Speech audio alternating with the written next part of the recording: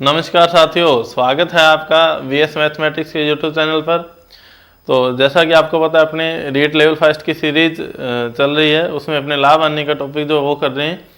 तो आज अपने उसका थर्ड पार्ट देखने जा रहे हैं। ज़्यादा से ज़्यादा चैनल को शेयर करना, सब्सक्राइब करना और लाइक करना, ताकि इसका फ़ायदा मिल सके, और बेल आइकन को पे क्लिक कर देना ताकि सभी वीडियो का जो नोटिफिकेशन है वो आपको मिल सके। तो ये आज का वीडियो बहुत ही इम्पोर्टेंट होने वाला है। तो अपने फर्स्ट सवाल देखते हैं अभी इस वीडियो में कि कोई व्यक्ति किसी वस्तु को 5% लाभ की अपेक्षा 10% लाभ पर बेचता तो उसे रुपये 20 अधिक मिलते, तो उस वस्तु का क्रय मूल्य ज्ञात करो। देखो भाई, ये क्या कह रहा है कि क्रय मूल्य आपने मान लिया 100 रुपये है, और कोई व्यक्ति उसको 5% लाभ पे बेच रहा है, यानी कि उसको 105 में बेच रहा है। 100% उसका क्रय मूल्य होता है, 105% में वो बेच रहा है। ये कह रहा है कि 5% लाभ की अपेक्षा 10% लाभ पर बेचता है, यानी कि 110% पर वो बेचता उस वस्तु को, तो 20 रुपये अधिक मिलते। अब आपको पता है 5% लाभ कमा रहा है, अगर ये 10% लाभ कमाता तो कितने रुपए अधिक मिलते हैं? भी 20 रुपये अधिक मिलते हैं। यानी कि इस 5% का और 10% का अंतर कितना है? ये कह रहा है अंतर 20 रुपये का है। कितने रुपए का? 20 रुपये का। अब जब अंतर रुपए में 20 का और परसेंटेज में कितना है, आप कहोगे जी 5% का अंतर है और इधर अंतर कितना है? 20 रुपये का। तो 5% की वैल्यू कितनी है? भी 20 रुपये। तो 1% की वैल्यू मैं निकालना चाहूँ तो 5 को दूसरी साइड ले जाऊंगा तो कितना हो जाएगा? 20/5, यानी कि 4 रुपये हो जाएगी। और क्रय मूल्य मैंने 100% माना था, तो मेरे को वैल्यू किसकी चाहिए? भी 100% की वैल्यू चाहिए। तो जब 1% 4 के बराबर है तो 100% किसके बराबर हो जाएगा? 400 के बराबर हो जाएगा। यानी कि उस वस्तु का क्रय मूल्य कितना होगा? 400 रुपये होगा। तो नेक्स्ट सवाल देखते हैं अभी। तो सेकंड सवाल है अभी कि कोई व्यक्ति किसी वस्तु को 5% हानि की अपेक्षा 10% लाभ पर बेचता तो उसे रुपये 75 अधिक मिलते, तो उस वस्तु का क्रय मूल्य ज्ञात करो। देखो, पहले अभी अपने सवाल किया कि 5% लाभ की अपेक्षा 10% लाभ पर बेचता। अब ये क्या कह रहा है कि 5% हानि की अपेक्षा 10% लाभ पर बेचता। तो ऐसे सवालों को अपने कैसे देखें? देखो, क्रय मूल्य मैंने क्या कहा था? अभी 100% है। अगर 5% हानि होती तो वो कितने परसेंट में बेचता? 95% में बेचता। 5% हानि की अपेक्षा कितने में बेच रहा है? अभी वो 10% लाभ में बेच रहा है, यानी कि 110 में बेच रहा है। अब 95 और 110 का अंतर कितने का है? तो आप कहोगे सर अंतर 15% का आ गया। 95% और 110% में अंतर कितने का आ गया? 15% का।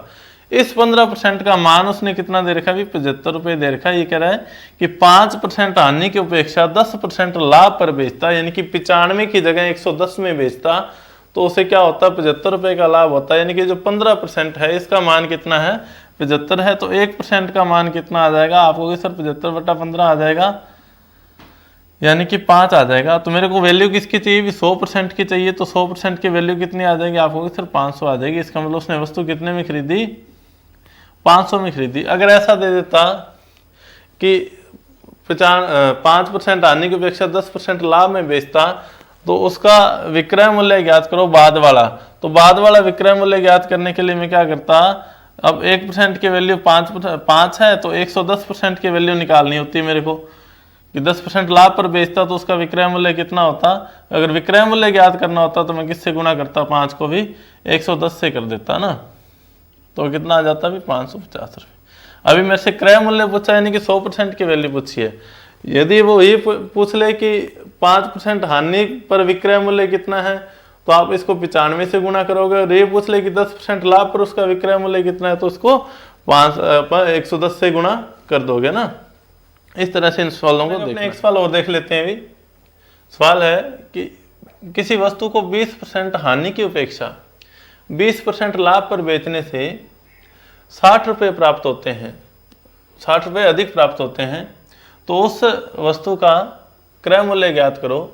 तो देखो क्या करना है। अभी ये कह रहा है कि 100% उसका मान लो क्रय मूल्य था। ये कह रहा है पहले तो 20% हानि में बेच रहा है, तो उसको कितने में बेच रहा होगा? भी 80% में बेच रहा होगा। हानि की अपेक्षा 20% लाभ में बेचने पर, यानी कि 120% में बेचने पर। 80% की जगह 120% में बेचने पर उसको कितने रुपए अधिक मिल रहे हैं भी? 60 रुपए अधिक मिल रहे हैं। यानी कि 80 और 120 का जो अंतर होगा परसेंटेज का, वो कितने के बराबर होगा? 60 के बराबर होगा। तो ये जो 40% है वो किसके बराबर आ गया भी? 60 के बराबर आ गया।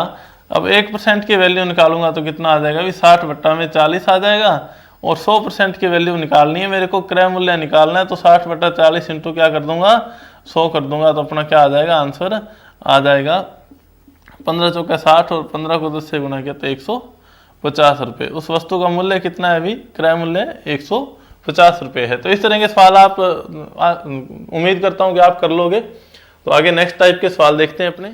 तो नेक्स्ट सवाल है अभी, ये नेक्स्ट टाइप का सवाल आ गया कि यदि 15 वस्तुओं का क्रय मूल्य 12 वस्तुओं के विक्रय मूल्य के बराबर है तो लाभ प्रतिशत ज्ञात करो। देखो ऐसा कोई भी सवाल आ जाए तो आप एक वस्तु का क्रय मूल्य 1 मान लेना भी। एक वस्तु का क्रय मूल्य कितना भी? 1 है। तो 15 का क्रय मूल्य कितना हो जाएगा? 15 हो जाएगा। अब 12 का और दे रखा तो 12 का क्रय, ये सारे में क्रय मूल्य निकाल रहा हूँ। 15 क्रय मूल्य 15 और 12 क्रय मूल्य 12। 15 वस्तुओं क्रय मूल्य 12 वस्तुओं के विक्रय मूल्य के बराबर है। अब 12 का विक्रय ये बराबर किसके है? 15 के क्रय के। तो 15 का क्रय मूल्य कितना है अभी? 15 का क्रय मूल्य तो 15 ही है। यही बात बोल रहे हैं कि 12 वस्तुओं का विक्रय मूल्य 15 वस्तुओं के क्रय मूल्य के बराबर है। पहले मैंने 15 का क्रय मूल्य निकाल लिया, फिर 12 का क्रय मूल्य 12 होता है। अब 12 का विक्रय मूल्य जो है वो किसके बराबर है? 15 वस्तुओं के क्रय मूल्य के बराबर है। तो 15 का क्रय मूल्य तो 15 ही हुआ। अब देखो 12 का और ये भी 12 का, क्रय भी 12 का और विक्रय भी 12 का लेना अपने को। 12 वस्तुओं का क्रय मूल्य कितना? 12 और 12 का विक्रय मूल्य कितना? 15। अगर 12 में खरीद के 15 में बेच रहा है तो 3 का लाभ हो रहा है और लाभ प्रतिशत निकालना है। तो लाभ बटा क्रय मूल्य कितना है? 12 इंटू में क्या कर दूंगा अभी? 100 कर दूंगा। तो 4 × 12 और 25 चौका 100। तो 25% का क्या हो जाएगा अभी? उसको लाभ हो जाएगा। इस टाइप के अपने 2-3 सवाल और देखते हैं ताकि आपको ये बात समझ में आ जाएगी क्रय और विक्रय अपने कैसे देखना है। कि पहले एक का क्रय मूल्य 1 मान लिया मैंने ना। नेक्स्ट सवालों में अपने देखते हैं इसको और बढ़िया तरीके से। अभी 36 किताबों का क्रय मूल्य 30 किताबों के विक्रय मूल्य के बराबर है तो लाभ या हानि प्रतिशत ज्ञात करना। देखो भाई मैं क्या मान लूं कि एक किताब का जो क्रय मूल्य है वो 1 है। एक का क्रय मूल्य 1 है तो 30 का क्रय मूल्य कितना हो गया अभी? 30 हो गया। और 36 का क्रय मूल्य कितना हो गया अभी? 36 हो गया। इतनी बात समझ में आई भी? एक का क्रय मूल्य अगर 1 है तो 30 का 30 आएगा और 36 का 36 आएगा। अभी कह रहे 36 का क्रय मूल्य 30 के विक्रय मूल्य के बराबर है तो 36 का क्रय मूल्य, 36 का क्रय मूल्य कितना? 36 किसके बराबर है अभी? 30 का विक्रय मूल्य किसके बराबर है? 36 के बराबर है। अब देखो 30 का क्रय मूल्य कितना था? 30 था और 30 का विक्रय मूल्य कितना है? 36 है। यानी कि विक्रय मूल्य क्रय मूल्य से 6 ज्यादा है। कितना ज्यादा है? 6। यानी कि लाभ कितने का हुआ? उसको 6 का हुआ। विक्रय मूल्य ज्यादा ना, इसलिए लाभ कितने का हो गया? 6 का हो गया। अब अगर लाभ 6 का हुआ तो लाभ प्रतिशत निकालना है तो प्रतिशत हमेशा किस पे निकलता है? अभी क्रय मूल्य पे निकलता है। तो मैं क्या करूंगा? लाभ बटा क्रय मूल्य इंटू क्या कर दूंगा? 100 कर दूंगा। 6 × 5 = 30 और 20 × 5 = 100। यानी कि उसका लाभ कितना आ जाएगा? 20% लाभ आ जाएगा। एक बार आप इस सवाल को और देख लीजिए। ये क्या कह रहा है कि 36 वस्तुओं का जो विक्रय मूल्य है, 36 वस्तुओं का क्रय मूल्य है वो 30 वस्तुओं के विक्रय मूल्य के बराबर है। तो पहले मैं सारों का क्रय निकाल लूंगा। एक का क्रय मूल्य 1 मान लिया तो 30 का क्रय 30 आ जाएगा और 36 का क्रय 36 आ जाएगा। अब जिसका विक्रय मूल्य दे रखा ना उस वस्तु को अपने ले लेना। अभी 30 का विक्रय दे रखा अपने को। 30 का विक्रय किसके बराबर है? 36 के क्रय के। तो 30 का विक्रय बराबर क्या लिखूंगा? 36 का क्रय कितना है? 36। अब 30 का दे रखा है, अगर 30 का विक्रय ले रहा हूं तो क्रय भी किसका लेना पड़ेगा? 30 का लेना पड़ेगा। 30 का क्रय 30 है, यानी कि 30 किताबें 30 रुपए में खरीदी और 30 किताबें 36 में बेच रहा है। यानी कि 30 में खरीद के कितने में बेच रहा है? 36 में बेच रहा है। तो लाभ कितने का हो रहा है? 6 का। परसेंटेज निकालना तो लाभ बटा क्रय मूल्य इंटू 100। तो 6 बटा 30 इंटू क्या कर दिया मैंने? 100 कर दिया। तो 20% क्या आ गया? लाभ प्रतिशत अपना आ गया। तो नेक्स्ट सवाल है अभी कि 400 आमों का विक्रय मूल्य 320 आमों के क्रय मूल्य के बराबर है। देखो 400 का विक्रय दे रखा है, मैं पहले लिख लेता हूँ 400 का विक्रय बराबर 320 आमों का क्रय मूल्य। अब अगर मैं ये बात पता कर लूँ कि 400 का क्रय मूल्य कितना है, तो अपने क्या लिख सकते हैं, 400 का विक्रय तो दे ही रखा है, तो मैंने एक का क्रय कितना मान लिया, एक का क्रय कितना है भी, एक आम उसने 1 रुपये में खरीदा, तो 320 आम कितने में खरीदे होंगे, 320 में खरीदे होंगे, और 400 आम कितने में खरीदे होंगे, 400 में खरीदे होंगे। ये 400 का क्रय आ गया, ये 320 का क्रय आ गया। अब जब 400 का विक्रय मूल्य 320 के क्रय के बराबर है, यानी कि जो 400 का विक्रय मूल्य है ना वो 320 के क्रय मूल्य के बराबर है, यानी कि 320 के बराबर है। तो 400 आमों का विक्रय बराबर कितना है, 320 है। भाई उसने 400 आम खरीदे तो 400 में, लेकिन 400 आम बेचे कितने में, 320 में बेचे। तो यहाँ पे उसको क्या हो रहा है अभी, 400 में खरीद कर 320 में बेच रहा है, तो 80 रुपये की हानि हो रही है। अगर 80 रुपये की हानि हो रही है तो हानि प्रतिशत निकालना है। मैंने क्या कहा था, प्रतिशत हमेशा किस पे निकलेगा, क्रय मूल्य पे निकलेगा, और क्रय मूल्य भी किसका, 400 आमों का लेना है। तो 400 आमों का क्रय मूल्य कितना हो गया, 400 हो गया। तो प्रतिशत निकालेंगे तो 80/400 इंटू क्या कर देंगे, 100 कर देंगे। 8 पंजे 40 और 20 पंजे 100, तो उसका हानि प्रतिशत कितना आ जाएगा अभी, 20% आ जाएगा। हानि मैं क्यों बोल रहा हूँ, क्योंकि 400 आम उसने 400 में खरीदे थे और 400 आम 320 में बेच दिए, यानी कि 400 में खरीद कर 320 में बेच रहा है, यानी कि कितने की हानि हो रही है भी, 80 रुपये की हानि हो रही है। और प्रतिशत निकालना तो हानि बटा क्रय मूल्य किसका, 400 आमों का। अगर विक्रय 400 आमों का लिया तो क्रय भी 400 आमों का ही अपने को लेना है।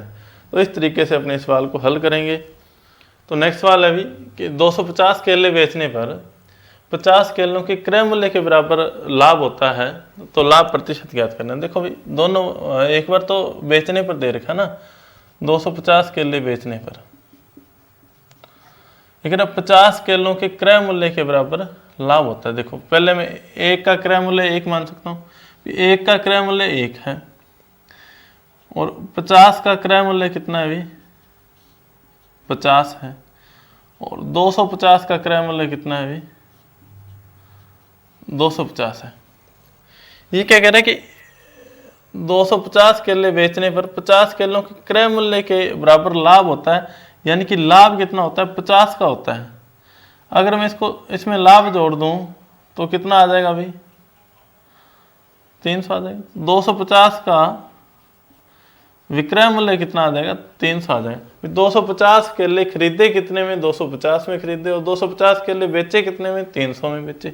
तो मैं क्या कह सकता हूँ, 50 का लाभ है कितने पर, 250 पर, 50/250 इंटू क्या कर दूँ, 100 कर दूँ, तो 5 पंजे 25 और 20 पंजे कितना, 100, 20% का लाभ हो जाएगा।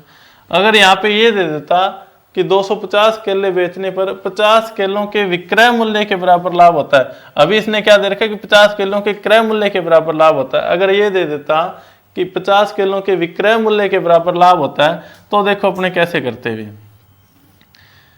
कि विक्रय मूल्य कितना है अभी, 250 केलों का, विक्रय मूल्य को 1 मान लिया मैंने, 1 केले का विक्रय मूल्य 1, और 250 केलों का विक्रय मूल्य 250, और 50 केलों का विक्रय मूल्य कितना है, 50 आएगा।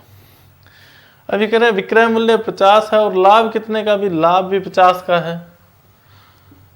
250 में अगर 50 का लाभ है तो इसका क्रय मूल्य कितना आना चाहिए, आपको से क्रय मूल्य तो 200 आना चाहिए।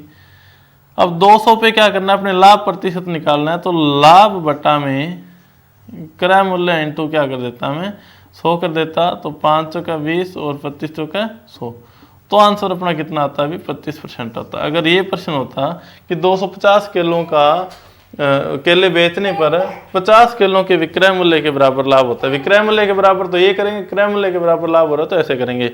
तो आज की क्लास अपनी इतनी ही है, देखते हैं नेक्स्ट क्लास में, है ना। तो ज़्यादा से ज़्यादा चैनल को अपने शेयर करना, सब्सक्राइब करना और लाइक करना, ताकि सभी बच्चों को इसका फ़ायदा मिल सके।